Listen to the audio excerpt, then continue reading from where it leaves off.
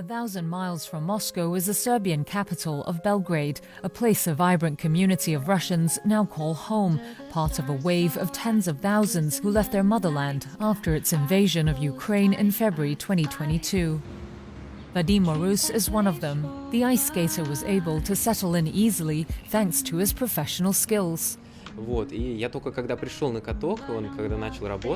My first day at the skating rink, when I started working, people immediately approached me asking me to help their children with training, and I said, of course. Therefore, right from the very beginning, I started meeting Serbs and establishing some interaction. But not everyone is integrating with the locals, as a mini Russia springs up in Belgrade, a city with ancient cultural and religious ties to Moscow. After the war began, up till mid-2023, more than 30,000 Russians registered for temporary residence in Serbia, according to the latest government data. It's a sharp increase compared with before, officials said. Many of the émigrés, fleeing conflict, conscription or the politics of President Vladimir Putin, were seen queuing to vote at the embassy earlier this year in Russia's election. Fewer Russians are moving to Serbia than to countries like Germany, but their presence is acutely felt in Belgrade, a city of under 2 million people.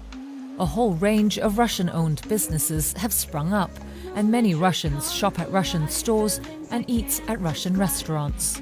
Psychologist Michelle Dia, who also left because of the war, said many of her fellow Russians don't feel the need to go outside their community. As it appears, all their social needs have been fulfilled. You walk through the centre and you always hear Russian people, 4 or 5 times in an hour of walking. And you can choose a restaurant with Russians, sit in a place with Russians. So many of them immediately organised themselves into a small Russian settlement. But she added that the stresses of fleeing their homeland meant it has been difficult for many others to settle in. I see Russians that are not even interacting with other Russians, she said. Ties between Serbia and Russia date back centuries and remain cordial today, although Serbia is trying to join the European Union, which condemns Russia's invasion of Ukraine. Serbian political scientist Aleksandar Djokic was teaching in Russia until the war broke out. He said the new arrivals, many of whom are experts in fields such as IT, could be a boost to Serbia's economy even if they did not choose to integrate with wider society.